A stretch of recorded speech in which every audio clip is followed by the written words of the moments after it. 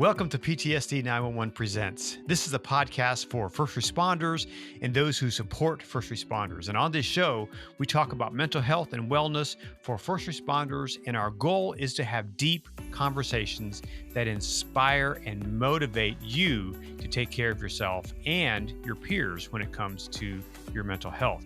Hi, my name is Conrad Weaver. I'm your host, and I'm excited to bring you this program. And I'm so grateful that you stopped by to watch and to listen to the show today. So if you're watching on YouTube, please let us know where you're watching from. Put it in the comments or in the show notes. And if you haven't subscribed, please hit that subscribe button. We'd really like to know, where you're from and what you do and what you think about the show. And we want to know how we can improve the show. So please leave us a review. Talking about finances is something that most of us try to avoid. I think it's mostly because we've made stupid or bad choices when it comes to how we use our money.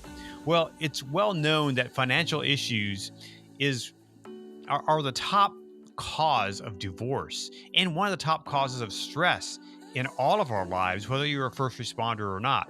So it's especially important if you're a first responder and you're dealing with a lot of stress in your life anyway. It's so important to be able to manage your finances in a way that reduces stress in your life. And I'm happy to say that this is possible. No matter where you're at, whether you're starting out in your career or you're getting ready to retire, there are strategies for winning the financial game. So you can become a millionaire, according to my guest. You can become a millionaire. Sound too good to be true? Well, stay tuned. So Nick Daugherty began his career with the Grand Prairie Police Department in Texas, and he served as a patrol officer, a school resource officer, an underage alcohol and drug task force officer. And in 2012, he was promoted to the rank of sergeant, where he served as a patrol sergeant, field training supervisor, fleet coordinator, criminal intelligence unit sergeant. He was just all over the agency as an officer. Nick semi-retired in August of 2017 and continues to serve as a reserve officer for the Grand Prairie Police Department. Today, Nick is the president and owner of Financial Cop LLC, a full-service financial firm for first responders run by first responders, as well as being a licensed life insurance agent. He is a graduate and coordinator of Dave Ramsey's Financial Peace University. He's also a certified Ramsey Solutions Master Trained Financial Coach and has coached hundreds of first responders through financial crises.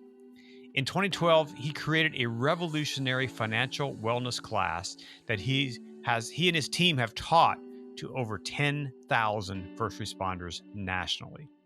Nick Daugherty, welcome to PTSD 911 Presents. Tell us a little bit about your background, where you come from. I know you were in law enforcement for some years and now you're working in the financial world. Tell us about that.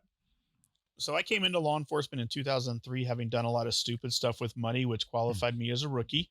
I had started making a bunch of money before I joined law enforcement, and I'd never been used to making a bunch of money. So I started doing a bunch of stupid stuff with money. And I had amassed, by the time I was a rookie officer, a debt load of about $80,000 in consumer debt. 21,000 of that was in one car stereo system. Yes, just Wow. one. And I had discovered the most beautiful program in the world as a brand new cop. It's called overtime. And I started working overtime like crazy. And I worked my way into a situation where if I didn't work 20 hours of overtime every week, I didn't pay my bills anymore, which is really scary in our industry Wow. because it's not a matter of if, it's when you get injured, and you can't work overtime when you're on light duty. And so I had found the Dave Ramsey program, and I fell in love with his debt snowball mentality, and I used that debt snowball mentality to pay off all $80,000 in debt by working about 1,000 hours of overtime over 24 months. And so that's how I became the money nerd. And then fast forward to 2011, my chief, Steve Dye, at the time said, "Hey, I want you to start teaching my recruits about this."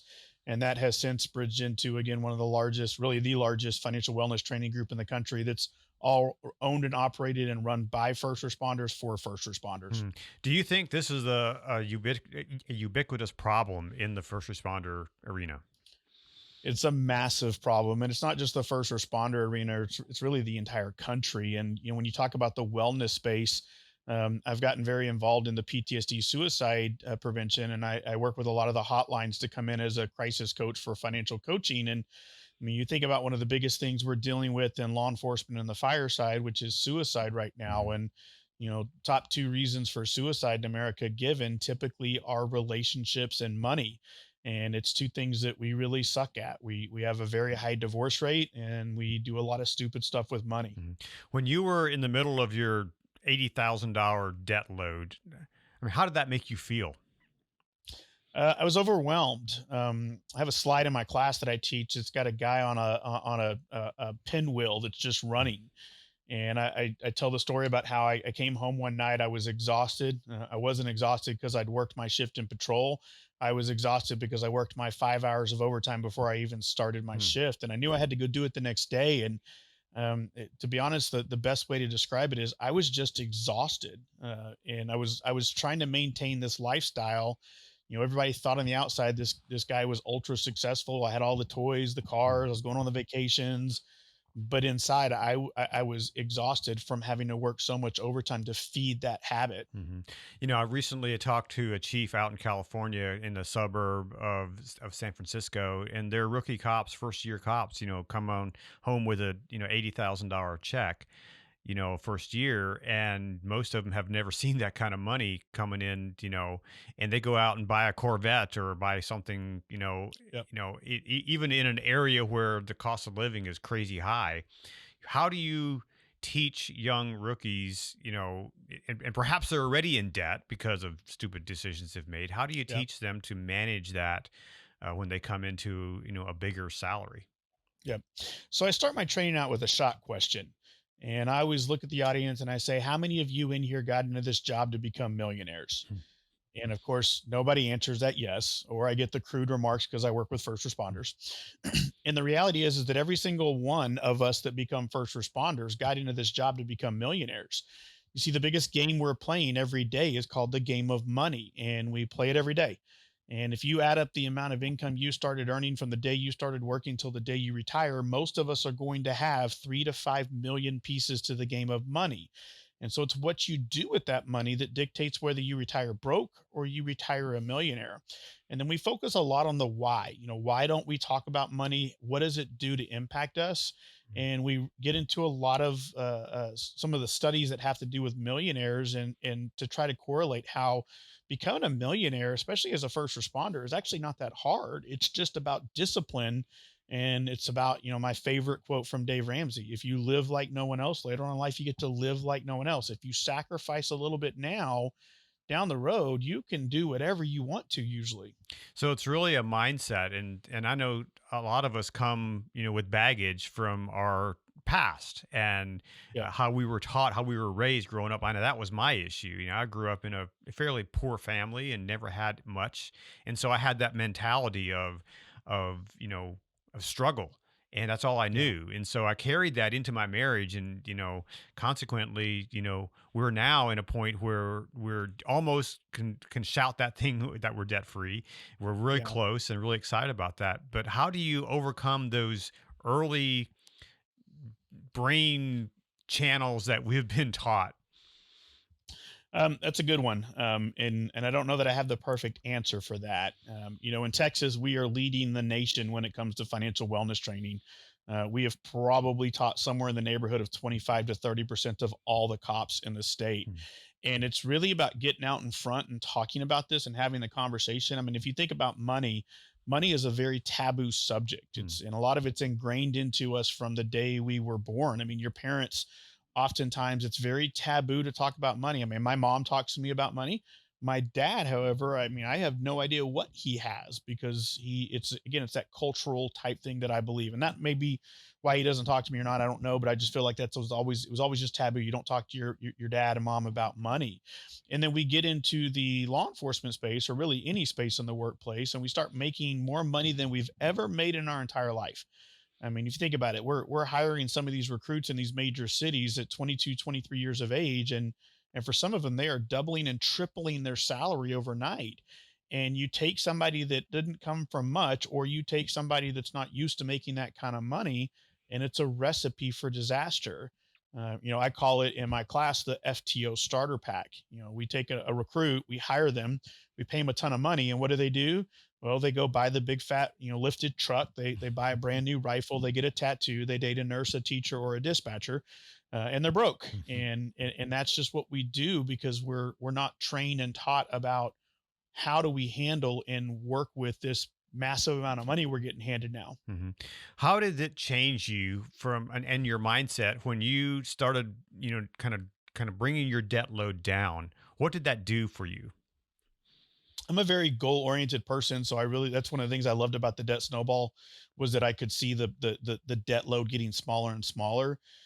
But from a mental perspective, every time I paid off a debt and I got closer to that end line, I got a greater sense of freedom. And I remember the first time we finally were debt free, and I called my wife into the office and we started talking about, look at this budget. And I remember the first time I'm like, hey, come look at the budget. And she's like, what am I looking at? Because she's my free spirit. Mhm. She hates the B word. Mhm. And I said, you don't see it? She's like, no, I don't. What am I looking at? I'm like, money. We don't have any bills anymore. And that freedom and that sense of I can go do other things now was just it was one of the most liberating things I've Mhm. ever been through in my entire life. When my wife and I got onto the Dave Ramsey budget plan and we used the Every Dollar app, for years I had always thought in my head that a budget would limit me, would limit what I can do. We don't have that in the budget. But what it really did was freed me. Yep. How can you teach someone that principle that has been kind of the way I was, caught in this, it's going to limit me, to really it'll actually set you Yeah. free. It's funny. I was with a battalion chief from a fire department last week, and we were talking about retirement, and we were talking about budgets, and they were very stressed because the markets are in turmoil right Mhm. now. And I looked at him and I said, "Well, how much money do you need in retirement?" And he was like, "Well, what do you mean?" I'm like, "Well, what's your budget tell you?" And he looked at me. He goes, "Nick, I'm too old to be put on a budget." And I went, "No, no, no. The budget is not a constriction. It opens the doors." And I tell a story of my wife. You'll learn that we are an open book in our family. My class is basically our life story. And I remember the first time that we started really digging into the budget, I told Carrie, "Hey, you're going to get $100 a month to go buy clothes." And she looked at me and she laughed. And she's like, "Yeah, that's cute, Nick." And I said, "No, no, no, hold on. Hear me out. I notice that you go spend money on clothes about every 3 to 4 months. And when you do, you spend about $300 to $400. All I'm doing is putting $100 back every single month so that when you go shopping for clothes, the money's there." Mhm. And I remember later on, she told me, I was a little reluctant at that because I felt constricted. But what it really did was it freed me a little bit because I would go shopping and I'd get up to a certain level and I'd start in my head going, crap, what's Nick going to say? Have I Mhm. spent too much? Mhm. She goes, but now I looked at it and I went, okay, I've got $400. I've spent 300. I think I'm done, but I got another $100. Maybe I can buy something else. And it made her less stressed, but Mhm. it opened the door for her to realize sometimes she could buy more than what she thought because she didn't think, crap, I got to go home and I got to talk to Nick about this. Mhm. So how does having a huge debt load and carrying that weight, how does that add to post traumatic stress? It's huge. It's an extremely big issue. I'm doing a class right now for all 1,200 chiefs in the state of Texas, where we're talking about the mental aspects within their department. I mean, it's a morale issue. In one of the largest workplace studies of employees in this country, it was something like 65 to 66% of us stress about debt on a daily or on a weekly basis while we're at work. 49% of us stress about being able to make our next payment. You look at some studies from Career Builder, and 78% of us are living paycheck to paycheck, but 66% of us have less than $1,000 in the bank. And you think about that from first responders. I mean, we are in a critical incident sometimes daily, Mhm. and we don't have the latitude to be able to sit there and think about the stress of money while we're in the middle of a critical incident, when in the back of our head, crap, can I make my mortgage payment? But I'll take it a step further from a post traumatic side of this. I remember when I first promoted to sergeant, I was a 9-year kid at my department, and I was promptly promoted and placed on the 30-year veteran shift. So here I am with 9 years of experience supervising cops that had 3 times the experience I do. And I remember my first assignment from my lieutenant was, hey, Nick, here's your problem children, go fix them. Mhm. And at that time, problem child was defined as these are the cops that they're just sitting under shade trees. They're not doing anything. Figure out how to get them to work. And what I quickly realized is that for some of my cops, it wasn't that they didn't want to work, they were exhausted. Mm. I mean, they were working 12-hour days, then going and working 4 hours of overtime.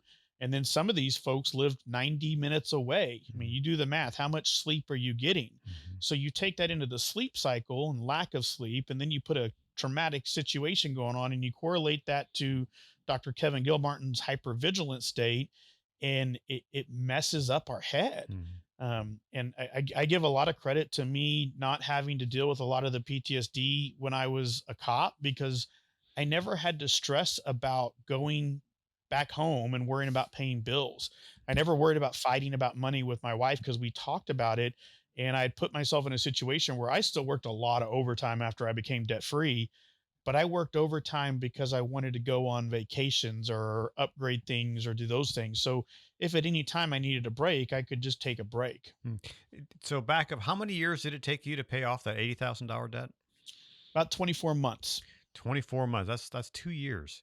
That's pretty Yep. incredible. So, um, just thinking about that, did in the middle of that 24 months, did you ever kind of lose your way? Did you ever like, you know what, forget this, I need to go out and do this and spend some money? And I did a couple times. I mean, it wasn't big things. It's kind of like that diet side of things where, you need a cheat day every once in a while. Mm-hmm. And we would go do some things, but I was pretty hardcore. Now I'll tell you why I was pretty hardcore is because when I went $80,000 in debt, my girlfriend at the time, her name changed to fiance. And I kind of forgot to tell my fiance this little bit of information about being $80,000 in debt. Mm. And so I had to go sit in front of the girl I wanted to marry and explain to her that the guy she wanted to marry was $80,000 in debt when she was 100% debt free. And I remember I looked at her and I said, Carrie, don't worry, I got a plan. And she looked at me back and she said, you better. And I told her that I was going to commit to paying off all $80,000 in debt before we got married. And so I really wanted to honor that commitment. Now, I always tell people, did I pay off $80,000 in debt? Well, no, I didn't pay off $80,000 in debt. There's no way to pay off $80,000 in debt by working 1,000 hours of overtime. The math doesn't add up. Mhm. I had to get rid of some stuff. Mm. And I had a car at the time that was the most beautiful car I've ever had in my entire life. And I had to get a loan for the difference when I got rid of it. But that knocked out tens of thousands of dollars. So I had to really dig down deep and make a lot of sacrifices. Mhm. But I'll tell you what, when we did become debt free, we went on a vacation and we did not, we didn't limit ourselves at all. We splurged, we rewarded ourselves. We started going to steakhouses. And I always tell people, when you become debt free with a fully funded emergency fund, if you want to go spend $150 on a steak and lobster this weekend, go. Mhm. You want to go on a vacation, and upgrade your ticket to first class, do it. You've earned that right. You sacrifice so that you don't have to sacrifice. Mhm. So, what do you think keeps an officer, a first responder, from really grabbing a hold of their finances in this way? A lot of it's just again, the lack of education. A lot of it is not, we're cops. We don't like to reach out for help. And by the time we do need help, a lot of times it's too late. It's in the finance side of things, it's really similar to what I see when the PTSD suicide movement really first started to gain steam. I mean, if you remember back in the day, it was very taboo for a cop to ask for Mhm. help, or a firefighter. And that's really become a lot more mainstream, where it's okay to recognize there's a problem. It's okay to go talk to a counselor, or get some therapy. And my goal and my hope is that we start to bridge that gap in the financial side to go, you know what, it's okay if you're really struggling with your money, or if you've done some stupid things. Is that embarrassing? Yes. But you know what? It was embarrassing to spend $21,000 on a stereo system. There's those that we've done stupid. And that's one of the reasons I think we've become so large, is that when we teach our training, it's cops up there airing out our own dirty laundry instead of a shirt and tie up there trying to preach. And it's like, hey, look, I've been in the trenches with you. I've done stupid. I got the t-shirt, but let me tell you my story and how we worked our way out of this. And let's teach about how to get out of this stuff, because you can win with money, even if you're a first responder. Mhm. Do you guys ever get, pushback from people, maybe, people in leadership, or even those who you're talking to? Do you get like, I'm not sure if really this is, for me, or if it really works? I do occasionally. It's getting more mainstream. I mean, Texas we've taught so many people, and now that we're teaching all across the country, I mean, I've got classes scheduled in 17 states this year.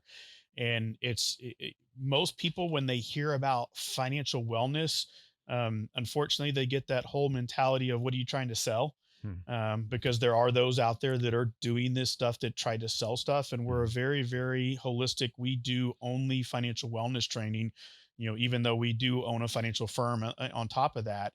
And I'll give you an example. I teach for a group called First Responder Conferences all across the Mhm. country.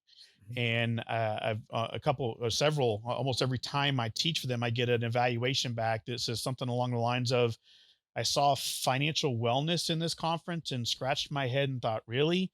But now I get it. Now I understand. Mhm. And so there's a little bit of pushback initially sometimes, but once they start to go through the class or the training, they understand. And it's funny when I have departments ask me to come teach, about half of them will make it optional, half of them make it mandatory. And I always tell my optional ones that the ones that need this the most will never come to this if you make it optional. And I've had multiple agencies across the country that'll bring us in to teach on an optional side. And then once they've gone through it, go holy moly and bring us back out to mandate it for the whole department. Mhm. So, what gives you just joy? What really makes your heart sing as a part of this work that you're doing? It's unfortunate as a financial advisor, I'm not allowed to give testimonials or post testimonials, but I get a lot of them. And the funnest emails I've ever gotten or phone calls is, I had an officer from a local agency that reached out to me last year, and she said, "Hey, I went to your class when I was in the academy 4 years ago. And I just wanted to let you know that I really listened to what you had to say. And yesterday I became debt free." Wow. And there's just no better feeling than to know that, that's just one that came and told us. How many are we affecting out of that? And it's like I want to look at those young officers and go, you've just become millionaires. You don't even realize it yet, because if you keep that mentality, you keep doing those things, and you have a very high likelihood of being a very successful, not just cop, but or firefighter, but person in general. And so that's really the biggest joy I get, is when I hear those people that come back and go, "Hey, I learned this in your class. I took it to heart, and because of this, we're starting to win with money." Mhm. Is bankruptcy ever an option? It is, very rarely is it an option, in my opinion. Um, one of the most common questions I get, and when it comes to bankruptcy, most people that think they're bankruptcy candidates aren't actually bankruptcy candidates until they get into the mix. And then there's a lot of those that are bankruptcy candidates, or they think they're bankruptcy candidates, that actually could fix it themselves if they would just get some discipline. And unfortunately, in our country, we are an instant Hmm. gratification society. And I always joke, because I get questions, Nick, what do you think about debt consolidation loans? And I'm like, there's a reason they're called debt consolidation loans. And it's not that they're a con in that sense. It's just that when people start doing debt consolidation loans, they start doing home equity loans, or they file bankruptcy, what they're usually doing is they're putting a band-aid on the problem. Mhm. And most people think the money's the problem. If I can just make a little bit more money, it'll solve my problems. The money Mhm. is not a problem. The money is a symptom of the problem. Mhm. The problem is us. It's you, in that sense. Mhm. And what I really like about working through a program, you talk about Dave Ramsey's, or whether it's ours, we call ours the 8 phases of financial training, is that when you work on you as the problem to fix the symptom, and you work through that debt reduction, you build an emergency fund, you start to realize how tough it is, and you don't go back. I tell people all the time, I want you to feel the pain of paying off debt. I want you to feel the pain of being uncomfortable because you don't have enough money in savings to cover an emergency.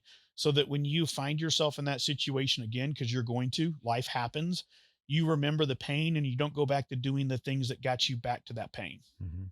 So if someone's watching this and they're a first responder and they realize that, man, I've got a mountain of debt. I'm, working overtime to try to, just pay the interest on those credit cards. What's the first step? So we call our training, the or our financial plan side of it. We call it the 8 phases of financial training, and I call it the 8 phases because it mimics FTO phase for cops and firefighters. They've all been through FTO, and when you go through FTO training, you can't go from phase one to phase four. You have to do one at a time. And phase one of our training is the budget.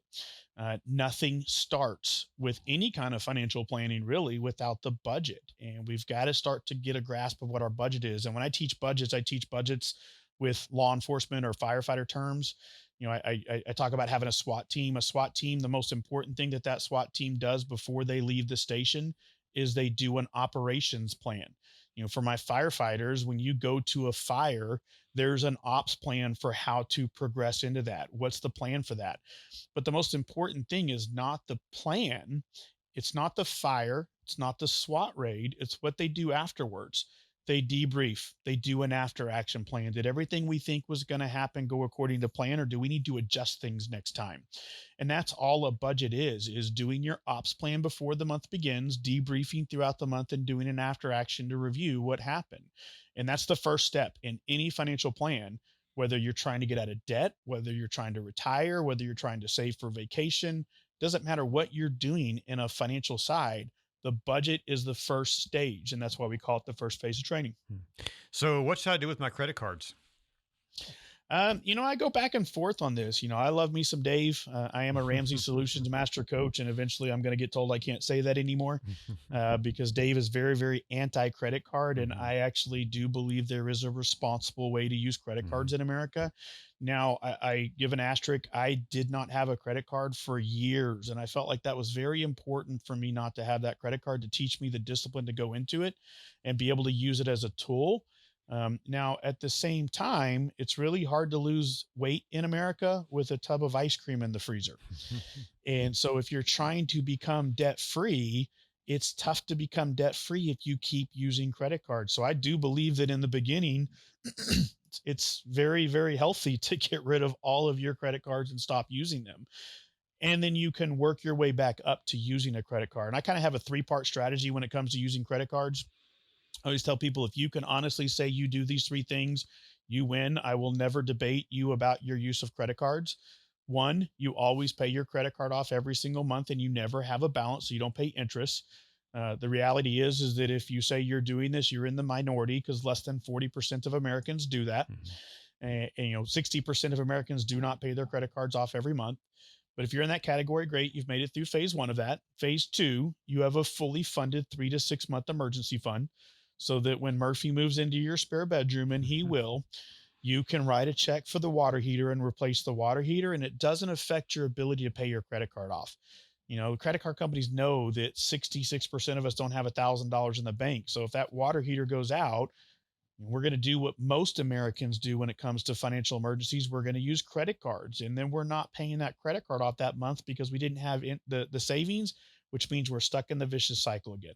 So pay it off every month, fully funded emergency fund. And third, but not least, I like to see people contributing 15 to 20% of their gross income into retirement accounts, whether that's a combination of pensions, deferred comps, IRAs, whatever in that sense. And so that way, when the emergency happens, you can pay it off, you can take care of your credit card, and it doesn't affect your long-term ability to retire. And I've always kind of looked at that and gone, you know what, if you do those 3 things, it's very hard for me to win a debate against you about using credit cards responsibly in America. There are some good cards out there, especially if you like to travel. There's some great travel, perks that you can be had with a good credit card. And I have friends that travel internationally and they never pay for a flight, and they get upgrades. Yeah. And I mean, I do the same thing now. I haven't had a car payment or a balance on a credit card in 15 years. And people go, wait a minute, you use a credit card now? Well, yeah, actually, I don't even wait for the month to be over. I pay my credit card off every Friday, personal and business. I don't even let it get there. And again, it's using a credit card for what I think it should be used for, which is it's a tool. It's not let's go buy a bunch of stuff. And that's why I think actually cutting your credit cards up in the beginning is very advantageous, because it teaches you that it's a tool. And you talk about that temptation that kicks in. I may be the nerd in my family, but my name's Nick and I like to buy stuff. And I go through times where I just want to spend money. My wife is my free spirit, but she's my natural saver. And so I've got her as my accountability partner.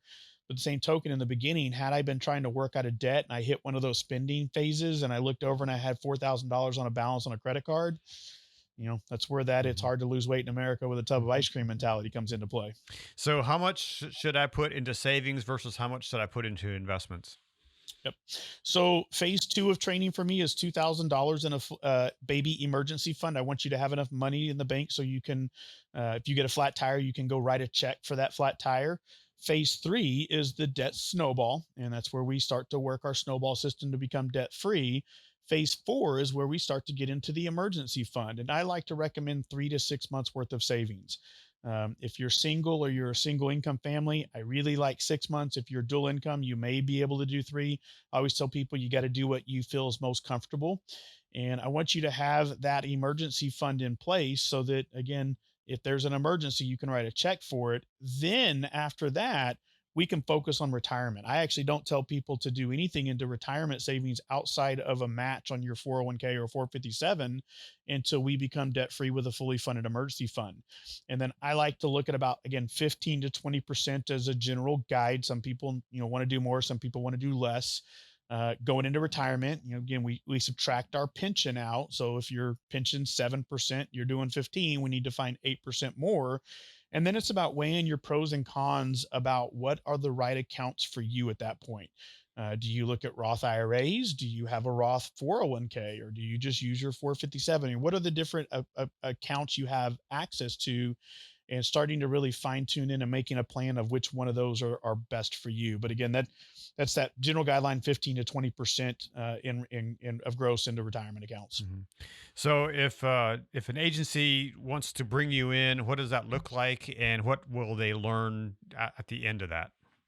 Yep. So there's two ways. So we can come and teach in person, or we actually have our virtual Financial Cop Academy now that's live, where it's the same 4-hour training that we do in person. And we're actually in production to do some additional modules where we're going to add a budgeting 101 workshop, some debt reduction workshops, retirement workshops, et cetera. And so either way, if you go through the virtual or you go through the in person, we teach 10 modules. So we teach the why, why are we talking about this? The how, et cetera. We go in depth into every dollar budgeting, where we start to talk about how do you actually build an ops plan and an after action plan. We do a lesson on will and estate. So why is it important for us to do will and estate planning? What are the different terminologies within there? I do a lesson called Legacy Go Bag, where it's teaching people how to build a legacy go bag so that, God forbid, something happens to you, your family knows where all the pieces to the financial puzzle are. We do debt reduction and debt marketing, how are credit cards marketed to us, and how do we create a debt reduction program with the debt snowball. We do full lessons on life insurance. We do, I like to call my life insurance section how to avoid getting ripped off by bad life insurance agents. And because that's, unfortunately, I see that all too often. We do a full retirement pension analysis, retirement accounts, learning about the stock market. We do the pitfalls of first responders. And then we have my favorite section, which is called How to Interrogate Financial Planners. How do we learn what they do so that we can start to build trust, and what are the questions you ask them? And then we end it with an overview, in-depth lesson on the 8 phases of financial training. Mhm. So what can someone do if they're at the end of their career, they're looking at their retirement plan, and perhaps, well, for example, we have someone that I know who's been removed from her job, and she did not get her full pension, and she has some debt. And what can a person like that do? So it's the number one thing that we talk about. It doesn't matter if you're forced out, if you're looking at retiring, you're planning on retiring, whatever you're going to do, everything revolves around that budget. Hmm. And so that's the first thing. I mean, it's why it's the first thing we teach. It's why it's so early. It's the first phase. And, again, a good question I get from my retirees is, Nick, am I going to be able to survive off my pension? What's my retirement look like? And I always follow that up with, what's your budget tell you? Your budget will tell you what you can do with that. And for those close to retirement or in a situation like she is, I always tell people that, 6 months before you retire, you should be doing concurrent budgets. You should do your normal family budget, and then you should do the exact same budget with what you anticipate your pension's going to pay you. And that will tell you if you've got enough. It'll tell you if you got a deficit. And if you do have a deficit, that's going to give you a good idea of how much money you need to take out of your investments for retirement purposes to survive. And it's going to tell you if it's enough, or do I need to get a part-time job? Can I just go do whatever I want? I mean, everything revolves around that budget. And, Mhm. unfortunately, when you start to get into I've been forced out, my pension's not enough, then, the budget's even more crucial, because we're probably going to take a pay cut, and we need to understand how much money do I need to go make out there But more importantly, what am I spending? What can I cut back on? I mean, if I've got a situation where I'm losing my job and I'm not going to make as much, where exactly in my budget can I cut things from to try to make that money last longer until I find the replacement job? Mhm. And in that situation, or in any situation, really, how important is it to really have someone that you can be accountable to? Huge. It's huge. And you heard me say earlier, I go through times where I want to buy stuff, and Carrie's my accountability Mhm. partner. Especially for my single folks, I always tell people, you still need to find yourself a money buddy, someone you trust. Especially in a situation where you've lost a job like that, because we're getting into the emotional side of Mhm. things, and spending makes us feel better. And that accountability partner has to have the wherewithal to look you in the face and say, "Hey, bozo, fix your stupid car." I joke, we've all had that internal discussion in our head. We'll take a $250 car repair and we'll use it to justify a $600 truck payment for the next 5 years, when what we should have done is just pay off, or pay the car Mhm. repair in that sense. So that accountability partner is huge, especially if you're going through a traumatic situation or a high stress situation, because that's when we get ourselves into the biggest holes, because we do stuff that makes it worse. Mhm. Well, this is something that affects everyone, whether they're a first responder or not. And I think it's something that's important. What you guys are doing is so important for the mental health for first responders, and I think that's key. So thank you for the service you provide. How can anyone get in touch with you? What's the process there? So we've got our website, financialcop.com.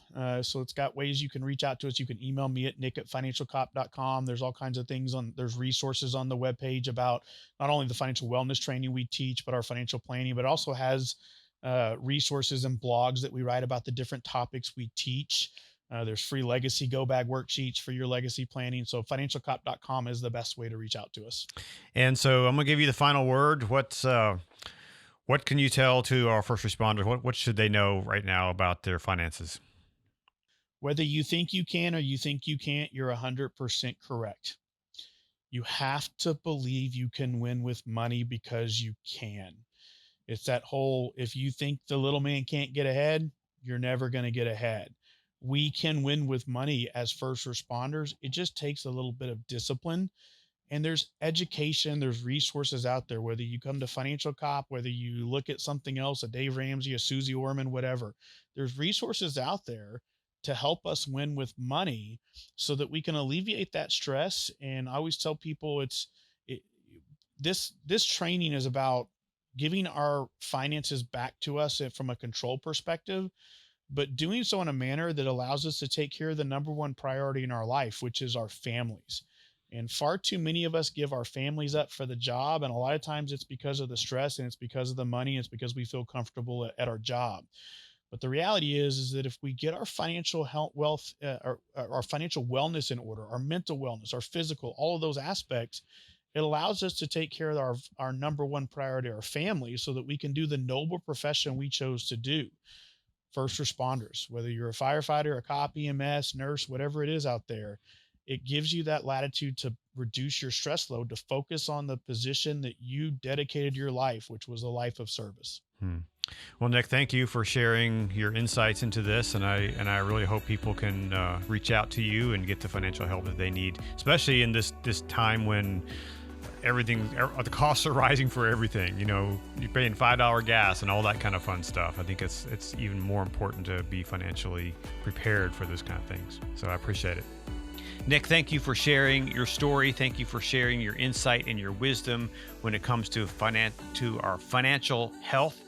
I encourage everyone to check out Nick's website, financialcop.com. Go check it out, and to learn more about how you too can become a millionaire, even as you are approaching your retirement years, and you can get out of debt and have that financial freedom that that you deserve.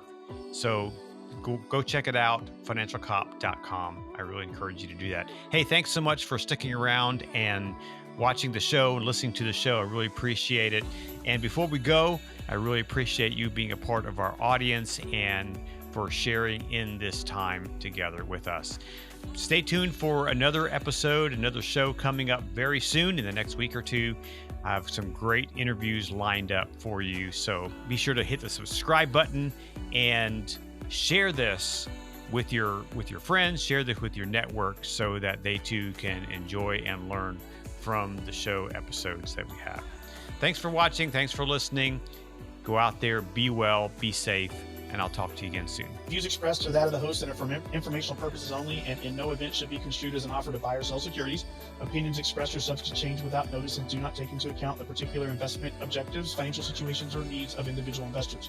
Neither IFP Advisors LLC, IFP Securities LLC, DBA Independent Financial Partners, nor their affiliates offer tax or legal advice. Interested parties are strongly encouraged to seek advice from a qualified tax and/or legal experts in regarding to the best options for your particular situations.